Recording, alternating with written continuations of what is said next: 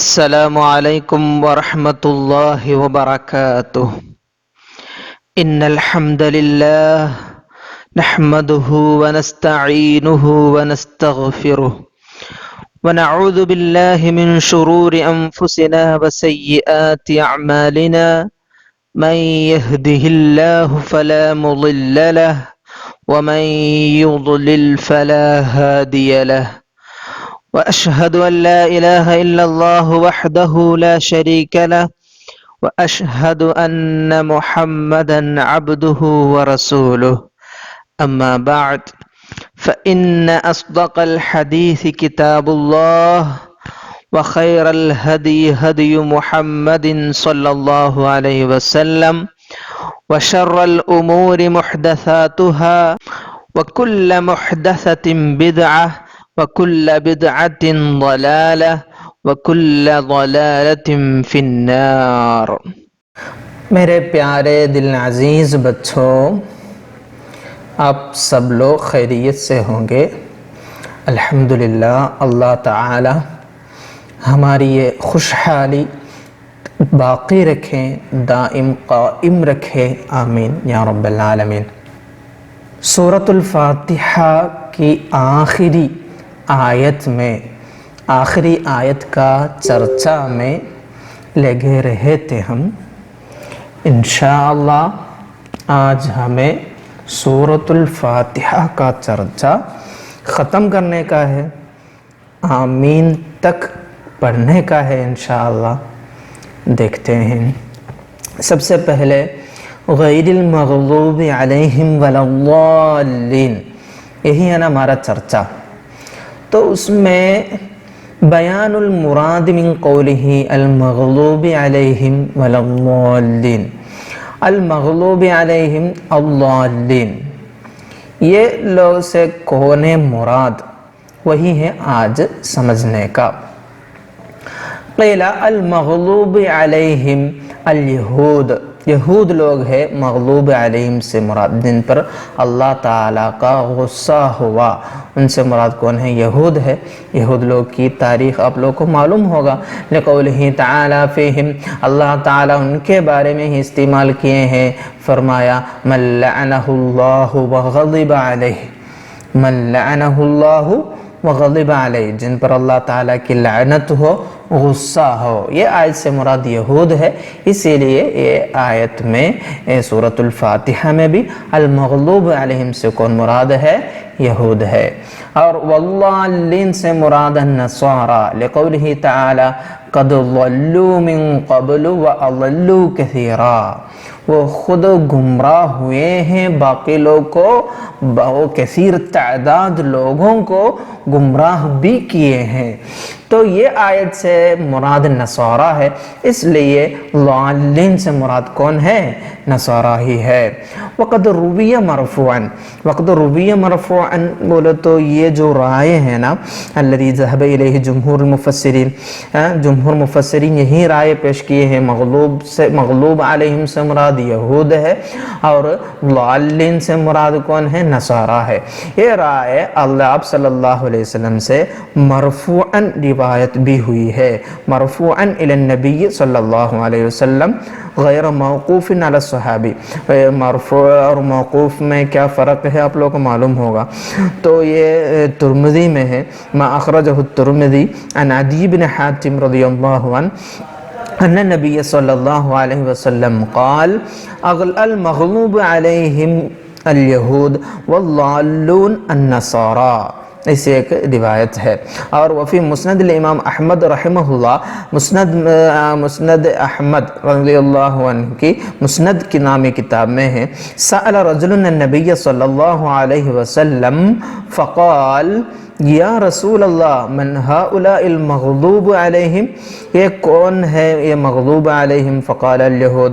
اور پوچھے من هؤلاء الضالون؟ فقال النصارى۔ تو آپ صلی اللہ علیہ وسلم کا جواب سے یہ ظاہر ہے النصارى، ضالون سے مراد نصارہ ہے، مغضوب علیہم سے مراد یہود ہے۔ اور باقی ہے وَيُتَّجَهُ أَن يُقَالَ الْمَغْلُوبُ عَلَيْهِمْ الْعُصَاةُ وَالضَّالِّينَ الْجَاهِلُونَ بِاللَّهِ۔ ابھی مفسر رحمہ اللہ اپنی رائے پیش کر رہے ہیں۔ وہ بتا رہے ہیں وجہ یہ ہے کہ ایسا ایک متجہ ہوگا، رائے مقبول ہوگا، کیا کہا جانا، مغلوب علیہم سے نافرمان مراد، اور ضالین سے الجاہلون باللہ، اللہ تعالی کے بارے میں نہیں جاننے والے۔ کون ہے یہ الجاہلون باللہ سے کون مراد؟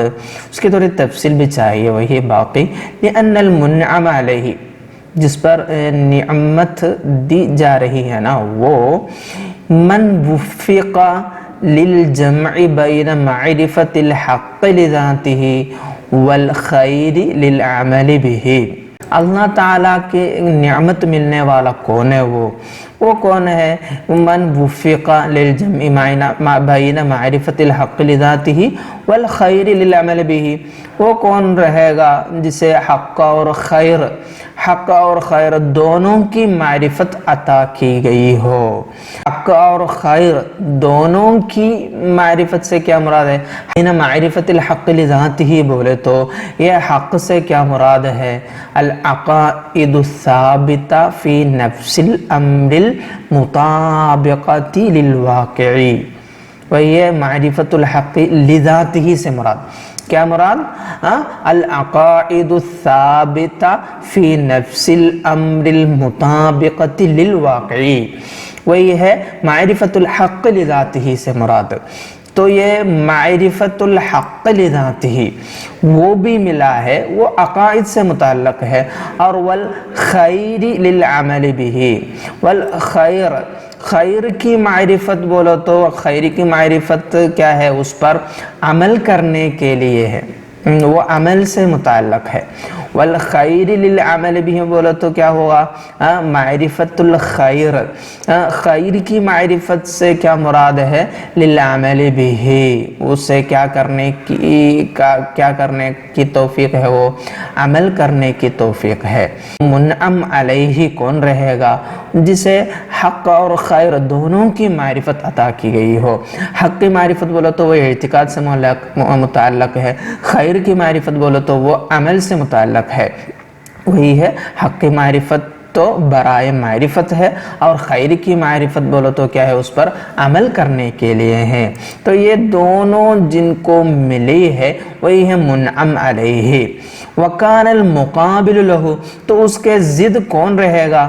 یہ منعم علیہ کا مقابل کون رہے گا؟ ضد کون رہے گا؟ من اختل احدى قوتیہ العاقلۃ والعاملہ، تو یہ مقابل ہے نا، منعم علیہ کے ضد مقابلہ میں کون رہے گا؟ وہ ہوگا جس کی دونوں قوتیں عاقلہ یا عاملہ میں سے کوئی ایک مختل ہو گئی ہو، کسی ایک میں تقصیر ہوئی ہو، کوتاہی ہوئی ہو، وہ رہے گا یہ منعم علیہ کے ضد۔ تو والمنخل بالعمل، عمل میں کوتاہی کرنے والا، یہ نہیں تو وہ ترک کرنے والا کون رہے گا؟ فاسق رہے گا، اور مغلوب علیہ، ان پر اللہ تعالیٰ کا غصہ بھی رہے گا۔ لقولہ تعالی فی القاتل عمدا، جان بوجھ کر قتل کرنے والوں کے بارے میں اللہ تعالیٰ کا قول ہی ہے نا، فرمان ہی ہے نا، کیا ہے وہ؟ وغضب اللہ علیہ۔ وہ آیت تو کہاں ہے؟ سورۃ النساء آیت نمبر 93 ہے۔ بسم اللہ الرحمن الرحیم۔ ومن یقتل مؤمنا متعمدا فجزاؤه جہنم خالدا فیہا وغضب اللہ علیہ ولعنہ وأعد له عذابا عظیما۔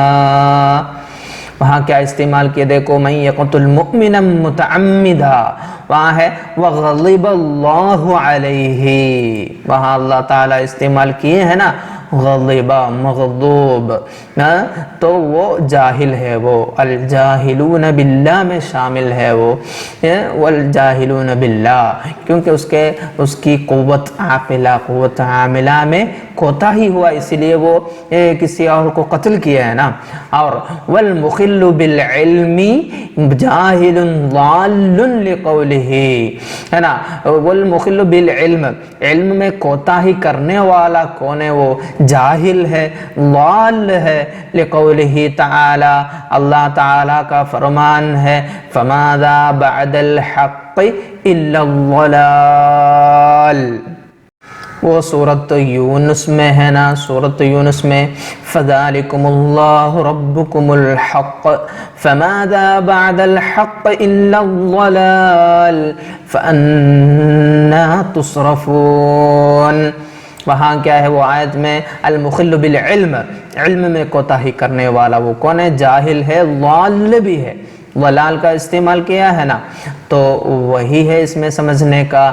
یہ مغضوب علیہم سے مراد عاصی لوگ، عصات ہے، کیونکہ وہ جان بوجھ کے قتل کرنے کے بارے میں اللہ تعالیٰ غضبہ کا استعمال کیے۔ اور ضالین سے کون مراد ہے؟ الجاہلون باللہ ہے، والجاہلون باللہ کیسے وہ جاہلون باللہ ہے، اس کی تفصیلات بھی ہم پڑھے ہیں، اس کی طرف اشارہ ہے فماذا بعد الحق الا الضلال، نا علم میں کوتاہی کیے تو پھر کیا ہے؟ ضلال ہی ہے، اس کے بارے میں ضال ہی بول سکتے ہیں، جاہل ہی بول سکتے ہیں۔ اور کیا ہوا؟ قُرِئَ وَلَا الضَّالِّينَ وَلَا الضَّالِّينَ بالحمزہ علی لغت من جد فی الحرب من التقاء الساکنین، التقاء الساکنین سے بھاگنے والا سے کیا مراد ہے؟ بھاگنے میں کوشش کرنے والے سے کیا مراد ہے؟ جدہ کا معنی اجتہدہ بالغہ، ایسا معنی ہے۔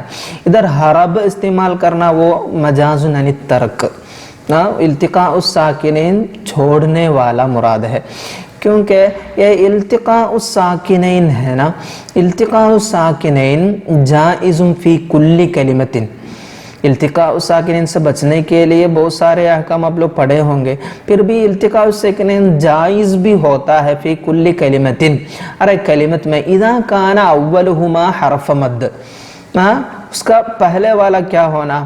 حرف مد ہونا۔ دیکھیے وللضالین میں ضاد کے بعد حرف مد ہی ہے نا، ہاں، اور والثانی مدغما فی مثلہ، ثانی دیکھو وللضالین، وہاں دونوں ایک ہی جیسا ہے نا، دو لام میں ادغام ہو رہا ہے نا، الضالین، اللین میں کیا ہے؟ دو لام ہے تو ادغام بھی ہو رہا ہوا۔ ایسی جگہ پہ کیا مثل میں ادغام کیا جانے والی جگہ پہ کیا کر سکتے ہیں؟ التقاء الساکنین جائز ہے۔ تو وللضالین بولے تو ضاد کے بعد وہ حرف مد ہے، اس کے بعد دو لام ہے، کیسے ہوگا وہ؟ ایک مد پھر الا وللضالین، تو وہاں التقاء ساکنین اصل میں، پھر بھی یہاں جائز ہے، کیوں؟ پہلی کلمت کیا ہے؟ حرف مد ہے، پھر اس کے بعد کیا ہو رہا ہے؟ ایک ہی جیسا، دونوں لام ہے، اس میں ادغام ہو رہا ہے، مثل میں ادغام ہونے سے وہ مراد ہے۔ تو کچھ لوگ کیا کیے ہیں، یہ جائز التقاء الساکنین جہاں جائز ہے نا، وہ بھی چھوڑنے والے، تو ایسا ایک جد فی الحربی، وہ جائز کو چھوڑ کر وہ زیادہ کیا کیے ہیں؟ اجتہدہ، بالغہ، مبالغہ کیا، وہ التقاء الساکنین سے بچنے میں زیادہ کیا، یہ سب ہے۔ اصل میں ادھر التقاء الساکنین جائز تھا، پھر بھی وہ بھی چھوڑنے میں بہت کچھ کوشش کی وہ لوگ۔ ایسے لوگ کی لغت میں وہ لوگ کیا پڑھتے ہیں؟ التقاء الساکنین کو ہٹانے کے لیے کیا پڑھتے ہیں؟ وللضالین، وللضالین پڑھنے والے ہیں۔ یہ قراءت ایوب السختیانی رحمہ اللہ کی قراءت ہے، یہ قراءت شاذ بھی ہے۔ پیارے بچوں، ابھی ہم غیر المغلوب علیہم ولاضالین کا متعلق چرچا ادھر ختم ہو رہا ہے، ختم کر رہے ہیں ہم انشاءاللہ۔ ادھر لاسٹ مصنف رحمہ اللہ ایک رائے بتائے، مغلوب علیہم سے عصات اور ضالین سے جاہلون باللہ مراد۔ یہ اصل میں جمہور المفسرین کے خلاف رائے ہیں، ایسا ایک وہ عام رکھنا بہتر ہوگا، ایسے ایک رائے ہیں۔ تو کچھ لوگ ایسے بھی بتائے مغلوب علیہم سے مراد کل من اخطا فی العمل، جو بھی عمل میں خطا کیے ان کے لیے بول سکتے ہیں، اور ضالون بولو تو علی کل من اخطا فی الاعتقاد، اعتقاد میں جو لوگ خطا کیے وہ سب کے لیے ضالون استعمال کر سکتے ہیں۔ تو یہ سب رائے پیش کرنا ہے کہ ایک اصل سبب کیا معلوم آپ لوگوں کو کیا ہے؟ یہ لفظ مطلق ہے نا، لفظ مطلق ضالون مغلوب علیہم سب مطلق لفظ ہے، وہاں تقیید کرنا، یہ خاص کرنا، یہ لوگ سے مراد یہود ہے، یہ لوگ سے مراد کیا ہے نصارہ ہے، ایسا خاص کرنا، وہ تقیید کرنا خلاف الاصل ہے، اسی لیے وہاں عام طور پر عصات جاہلون یہ سب رکھنا بہتر ہوگا۔ ایسے ایک رائے پیش کیے ہیں بس مصنف رحمہ اللہ، وہ آپ لوگ سمجھنے کا ہے انشاءاللہ۔ اب بھی ہمارے سامنے بس آمین کے متعلق چرچا ہے اور فضائل سورۃ الفاتحہ، یہ دونوں جاننا ہے ہمیں انشاءاللہ۔ ابحاث آمین، آمین کیا ہے سمجھتے ہیں۔ آمین اسم الفعل، اسم الفعل ہے وہ الذی ہوا استجب، استجب کا معنی میں ہونے والا اسم الفعل ہے وہ۔ وعن ابن عباس رضی اللہ عنہما، ابن عباس رضی اللہ عنہما کی روایت ہے، انہو قال سألت رسول اللہ صلی اللہ علیہ وسلم عن معناه،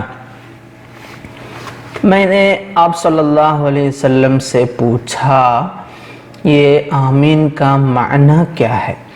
فقال افعل، تب آپ صلی اللہ علیہ وسلم نے جواب دیا افعل ای افعل فعل استجابت، وہ اپنی دعا کا جواب دے دیں، وہ قبول کر دیں، یہ سب ہے اس سے مراد۔ بنی علی الفتح، وہ فتح پر مبنی ہے، آمینہ کا آئینہ، آئینہ کی طرح، کیوں؟ لالتقاء الساکنین، التقاء الساکنین ہونے کی وجہ سے، کیوں اس کے پہلے والا یا بھی سکون ہے نا، پھر اور سکون نہیں ہونے کے لیے وہاں مبنی علی الفتح ہے۔ وجاء مد الفہ وقصرہا، آمین، آمین دونوں ہے، مد الف مد کے ساتھ بھی ہے، قصر کرتے ہوئے بھی ہے، دونوں کے لیے مثال بھی ہے ادھر۔ قال، قال بولو تو المجنون قیس بن معاذ وہی بتا رہے ہیں، وَيَرْحَمُ اللَّهُ عَبْدًا قَالَ آمین، آمین استعمال کیا، وہاں مد الالف ہے۔ وقال، اور ایک شاعر، امین فزاد اللہ ما بیننا بعدا، وہاں کیا ہے؟ امینہ، وہاں قصر الالف سے استعمال ہوا ہے۔ اور وَلَيْسَ مِنَ الْقُرْآنِ وِفَاقًا، اجماعی طور پر یہ قرآن میں سے نہیں ہے آمین، لیکن یسن ختم السورۃ بہ، لیکن وہ آمین سے سورت ختم کرنا، سورۃ الفاتحہ ختم کرنا سنت ہے، لقولہ علیہ الصلاۃ والسلام، آپ صلی اللہ علیہ وسلم کا ارشاد ہے، علمنی جبریل علیہ السلام آمین عند فراغی من قراءۃ الفاتحہ، فاتحہ سے فارغ ہوتے وقت آمین پڑھانے کی تعلیم دی جبریل علیہ السلام نے۔ وقالا، اور فرمایا، انہو کالختم علی الکتاب، وہ کتاب پر مہر جیسے ہیں، کتاب کی وہ مہر جیسے ہیں، وہ انہو کالختم علی الکتاب۔ وفی معناہ، وہی حدیث کا ہم معنی ہے، قول علی بن علی رضی اللہ عنہ، علی رضی اللہ عنہ کا قول، آمین خاتم رب العالمین، رب العالمین کی مہر ہے وہ، ختم बिही दुआ अब्दिही, वो आमीन से अपने बंदे की दुआ, अल्लाह ताला ने अपने बंदे की दुआ उस पर ख़त्म की है। अभी हम पढ़ते हैं बयानुल अहकामिल फ़िक़हिया लित्तअमीन। आमीन है ना, आमीन पढ़ने के मुताल्लिक़ फ़िक़ही अहकाम का बयान है। बयानुल अहकामिल फ़िक़हिया लित्तअमीन, यक़ूलुहुल इमाम, इमाम ये आमीन पढ़ेंगे, व यजहरु बिही, उसको जहरन पढ़ना है, वो आवाज़ बुलंद करके ही पढ़ने का है। फिल जहरिया, जहरिया नमाज आप लोग को मालूम होगा जिसमें हम क़िराअत बुलंद आवाज़ से पढ़ते हैं, वही ये जहरी मालूम होगा। तो उसमें इमाम जहरन पढ़ना है ये आमीन। तो वहाँ शक होगा ये हनफी मज़हब में ऐसे तो नहीं है ना। हाँ, परेशान होने की ज़रूरत नहीं है। वो ये मुसन्निफ़ रहमहुल्लाह, मुफस्सिर रहमहुल्लाह तो मज़हबुल मुसन्निफ़ तो क्या है, शाफ़िई है, वो शाफ़ी मज़हब के मुताबिक वहाँ लिखे हैं। हनफ़ी मज़हब में अन्नहु युअम्मिनुल इमामु वल मअमूमु सिर्रन, सिर्रन पढ़ना काफ़ी है। शाफ़ी मज़हब में वो फ़ातिहा, वो नमाज में हो या नमाज के बाहर हो, ये फ़ातिहा पढ़े तो उसके बाद ही आमीन पढ़ना सुन्नत है। थोड़ा एक गैप देते हुए पढ़ना है कुरान और आमीन अलग होने के लिए। और ये सुन्नत इमाम के लिए भी सुन्नत है, मामूम के लिए भी है, मुनफरिद के लिए भी है। इमाम और मुनफरिद हो, इमाम हो, जहरी नमाज़ों में वो क्या करना है, वो बुलंद आवाज़ में पढ़ने का है, ये सब है। तो वो शाफ़ी मज़हब के मुताल्लिक़ है। लिमा रुवियान वाक़ि इब्न हजर अन्नहु अलैहिस्सलातु वस्सलाम कान इज़ा क़रअ वलद्दाल्लीन पढ़े तो क़ाला आमीन व रफ़अ बिहा सौतहु, रफ़अ बिहा सौतहु बोलो तो वो बुलंद आवाज़ में पढ़ेंगे। वो जहर क्यों करते हैं बाकी लोग, वो पढ़ने के लिए, समझने के लिए, ये भी है उसके पीछे एक मकसद। वन अबी हनीफ़ा रज़ियल्लाहु अन्हु, इमाम आज़म अबू हनीफ़ा रज़ियल्लाहु अन्हु के बारे में क्या रिवायत है, अन्नहु ला यक़ूलुहु, वो नहीं पढ़ते, वो नहीं पढ़ते बोलो तो ये रिवायत दईफ़ा है। वल मशहूर अन्हु अन्नहु युख़फ़ीही, है ना, वो चुपके पढ़ते हैं, वही है। कमा रवाहु अब्दुल्लाह इब्न मग़फ़ल व अनस रज़ियल्लाहु अन्हुम। वल मअमून युअम्मिनु माहु, इमाम पढ़ने बोले ना, इमाम उसके साथ मअमूम भी आमीन पढ़ने का है। लिक़ौलिही अलैहिस्सलातु वस्सलाम इज़ा क़ालल इमामु वलद्दाल्लीन फ़क़ूलू आमीन, इमाम वलद्दाल्लीन पढ़े तो इमाम के साथ, आमीन के साथ आप लोग भी, मअमूम लोग भी क्या करना है, आमीन पढ़ना है। फ़इन्नल मलाइकत तक़ूलु आमीन, मलाइका भी ये फ़ातिहा सुने तो क्या पढ़ते हैं, आमीन पढ़ते हैं। फ़मन वाफ़क़ तअमीनुहु तअमीनल मलाइकति ग़फ़र लहु मा तक़द्दम मिन ज़ंबिही। आप सल्लल्लाहु अलैहि वसल्लम का इरशाद है, जब इमाम वलद्दाल्लीन कहे तो तुम भी आमीन कहो। क्यों?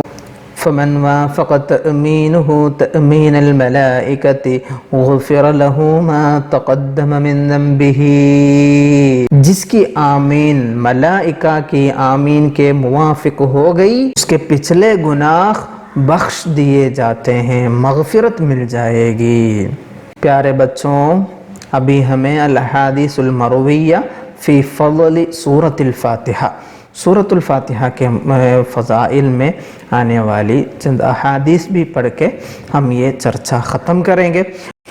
वअन अबी हुरैरता रज़ियल्लाहु अन्हु, अबू हुरैरा रज़ियल्लाहु अन्हु से रिवायत है, अन्न रसूलल्लाह सल्लल्लाहु अलैहि वसल्लम क़ाल, आप सल्लल्लाहु अलैहि वसल्लम ने पूछा, लिक़ाल लिउबय्यिन, उबय्य रज़ियल्लाहु अन्हु से पूछा, अला उख़बिरुका बिसूरतिन लम युनज़ल फ़ित तौरात वल इंजील वल क़ुरआन मिस्लुहा, ابی رضی اللہ عنہ سے آپ صلی اللہ علیہ وسلم نے پوچھا تم کو ایسی ایک سورہ نہ بتلاؤں جس کی مثال نازل نہیں ہوئی ہے تورات میں، انجیل میں اور قرآن میں بھی؟ تو قال راوی فرما رہے ہیں قلتو میں نے عرض کیا بھلا یا رسول اللہ، ضرور یا رسول اللہ۔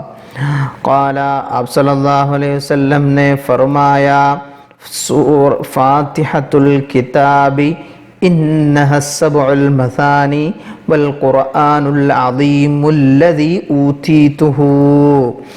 آپ صلی اللہ علیہ وسلم نے فرمایا سورہ فاتحۃ الکتاب، اور فرمائے وہی ہے السبع المثانی، اور قرآن عظیم بھی ہے وہ جسے تنہا میں ہی دیا گیا۔ تو یہ ایک سورت کی ایک آیت کی طرف اشارہ ہے، کیا ہے وہ قرآن میں ہے نا وَلَقَدْ آتَيْنَاكَ سَبْعًا مِّنَ الْمَثَانِي وَالْقُرْآنَ الْعَظِيمِ۔ سورۃ الفاتحہ کو سبع من المثانی، سبع المثانی بھی نام ہے اور القرآن العظیم بھی ہے نا۔ السبع المثانی نام رکھنے کا سبب کیا ہے؟ لِأَنَّهَا سبع آیات تُسَنَّى ای تکرر، نا 7 آیات ہے اور وقت اس کو تکرار کرتے رہتے پڑھتے رہتے ہیں نماز میں، اور اس کو قرآن نام رکھا جانے کا سبب اشتمالها مع وجازتها وقلت الفاظها على اہم مقاصد القرآن الکریم۔ قرآن کریم میں جو بھی چرچا ہے، مقاصد ہے، وہ سب وہ سورۃ الفاتحہ میں شامل ہے، اسی لیے اس کو القرآن العظیم بھی نام رکھا گیا، من اثبات التوحید والنبوت والمعاد والعبادت المتضمنۃ لارکان الاسلام، یہ سب ہے، اس لیے اس کو قرآن العظیم بھی نام رکھا گیا ہے۔ وعن ابن عباس رضی اللہ عنہما، ابن عباس رضی اللہ عنہما سے روایت ہے انہو قال بینما رسول اللہ صلی اللہ علیہ وسلم جالس اذ اتاہ ملک۔ ابن عباس رضی اللہ عنہ سے روایت ہے کہ ایک دن ہم رسول صلی اللہ علیہ وسلم کے پاس تھے، اچانک ایک فرشتہ آیا، ایک ملک آ گیا، فقال ابشر بنورین اوتیتہما لم یؤتہما نبی قبلک، اور کہا آپ خوشخبری حاصل کیجئے، ابشر ہے نا خوش رہیے، خوشخبری حاصل کیجئے، بنورین دو نور کی خوشخبری حاصل کیجئے، لم اوتیتہما لم یؤتہما نبی قبلک، جو آپ کو دیے گئے ہیں کسی نبی کو وہ دیا گیا نہیں، آپ سے پہلے کسی نبی کو وہ دیا گیا نہیں، آپ دیے گئے ہیں۔ وہ کیا ہے؟ فاتحۃ الکتاب و خواتیم سورۃ البقرہ، وہ سورۃ الفاتحہ اور آخر آیتیں سورۃ البقرہ کی آخر آیتیں ہیں۔ کیا ہے سورۃ البقرہ کی آخر آیتیں؟ معلوم ہے آپ لوگوں کو؟ آمن الرسول ہے نا، معلوم ہے سب کو ماشاءاللہ۔ ان تقرأ حرفا منہما الا اعطیتہ، آپ وہ فاتحۃ الکتاب اور خواتیم سورۃ البقرہ ہے نا، اس میں ہر ایک حرف آپ پڑھیں گے اس کے بدلے میں آپ کو ضرور ملے گا بھی۔ کیا دیے جائیں گے آپ؟